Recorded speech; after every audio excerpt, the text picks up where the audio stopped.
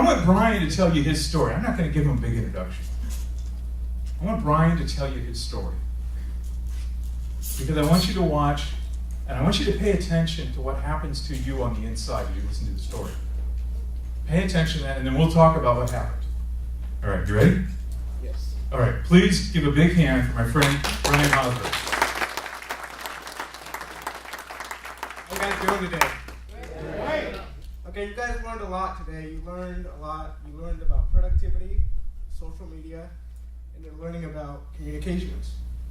But I don't think any of this could be as good if you don't have perseverance. So you guys are all in business, right? Or wanting to be in business? Yes. You're going to need perseverance to make your business succeed. When I was a freshman in high school, I decided I wanted to be on the wrestling team. I didn't expect much because I didn't know anything. And most first-year wrestlers, they don't do well.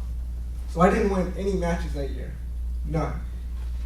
But I figured as long as I keep working and I study the sport, I'll do better.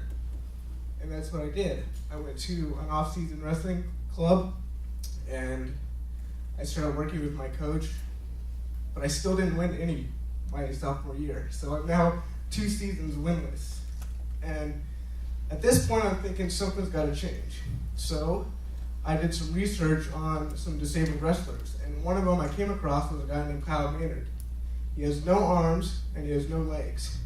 But his senior season at his high school, he finished his career with a record of 35-16 and went on to wrestle for Georgia State. Wow. So I tried to model what he did.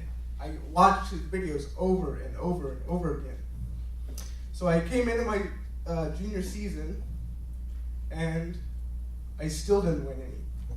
So now I'm getting a little bit frustrated and I'm thinking I got one more year to go. I got to get a win. And my coach calls me up one summer and he says, Brian, I have this new great idea to work on your balance. I said, okay, what's that? He says, you got to come on over.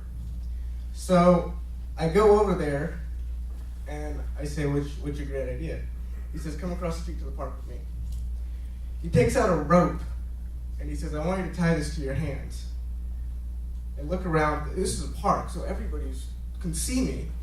I said, what are you, nuts? He goes, no, seriously, tie this to your hands. So I said, okay. So I tied it to my hands. He says, okay, now get into your wrestling stance. So I do. I say, okay, what do I do now? He's like, just sit there. And I'm going to pull on the ropes, because when you're a wrestler, you got people pulling on you, trying to get you off balance. So we're in public, and he is pulling on my hand. So I kind of look like that, and we did this weekly, and it became like a weekly show for the kids. And I'm like, oh my God. But it was starting to work. My balance did get better, and by the time my senior season rolled around, I knew I was going to win. I had to, right? If you work hard, you'll eventually be a success, right? Isn't that what everybody tells you? Yeah. When I was a kid, my parents would say, as long as you work hard, go to college, you'll be a success. So I believe that. And I put in 4 years of my life studying the sport. My first tournament of my senior season, I got beat 5 times in one day. Not only did I get beat, I got beat by freshmen and sophomores. Guys I should have beaten with ease. I mean, this was the first tournament of the season. It wasn't like it was state. So I come off the mat, I'm angry, I'm frustrated, and I said, that's it. I quit. I don't want to do this anymore. And I go to my coach and I tell him I quit, and my coach says, I'd hate to see you come this far just to give it all up. But at that time, it didn't really matter to me. My anger was too big, and I was too frustrated. So I had a week of not being on the team, but during that week, my conscience ate at me. I kept saying things to myself, you're a loser.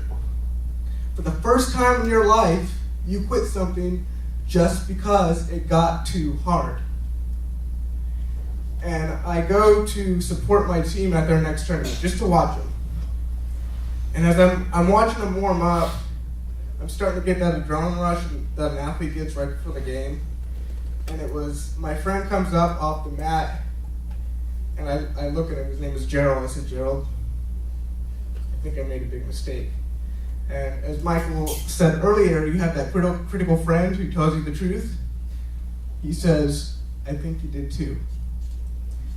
And it was at that point I knew I had to get back on the team. And so I go to my coach and I say, can I be on the team again? I made a mistake. He said, on one condition, you can't quit again. He said, you got it. So that next week I came back with more focus and more energy than I ever had. But my losses continued to pile up, loss after loss after loss. The league championship had now arrived. It's the last tournament of the season. It's the biggest tournament of the season. And I'm just saying to myself on the way over, I have to get a win. This is important. I don't want to come home and tell my family, people who said that I should quit and I should do something else, that I didn't win, because then I had nothing to show for what I did for 4 years. I didn't win that day either. I lost 2-0. So imagine how that feels. You put 4 years of your life into something, you study it, you try to adapt, you try to change, you try to become better, and nothing happened. You are a failure. So I go and I'm sitting on the bench and I'm starting to realize everything my parents told me was a lie. Just because you work hard does not make you a success. Well, as I'm watching my friends win all their matches, the finals matches are now the championship matches, and a referee walks out to the center of the mat, and he says every so often somebody comes along and defines what it is to be a true sportsman. This guy has never seen or heard of the words can't or quit, wrestling 125 pounds from Modesto High, Brian Hansburg. And so the auditorium erupted with applause and cheering, and I am frozen because I'm so shocked. Every positive emotion rushed into me at that point. And my coach is saying, go on out there. So I walk out there with the ref, and I'm trying to look tough and not show any of my emotions. And he says, Brian, for your inspirational contribution to your league, team, and section, you are awarded the 2007 Official Sportsman of the Year award. He said, I'd like to take this opportunity. He raises my hand. He says, today, you're my champion. And it was at that point, I'm looking around and the audience is cheering and clapping. I knew that wrestling inspired people. I knew I had made my mark. And I knew that people weren't judging me on my wins or my losses. Because the fact is, people don't judge you on your successes or your failures. People judge you on what you do when you're faced with failures. Do you bury your head in the sand and give up? Or do you get up for one more round and go back out and fight? Now, one of my childhood heroes was Sylvester Stallone. So I'd like to end with a quote from the latest Rocky movie that I think sums up my message of perseverance, and I think you can take with you when you leave this building into your business and into your life. The quote is, life ain't all sunshine and rainbows. It's a very mean and nasty place, and I don't care how tough you are, it'll beat you to your knees and keep you there permanently if you let it. You, me, or nobody is going to hit as hard as life. But it ain't about how hard you can hit. It's about how hard you can get hit and keep moving forward. How much you can take and keep moving forward.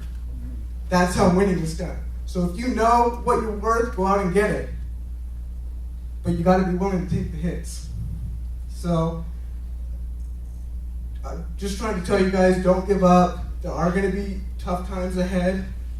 And if you give up, you're never going to know how many lives you touched, what you could have done. So thank you for your time, and God bless.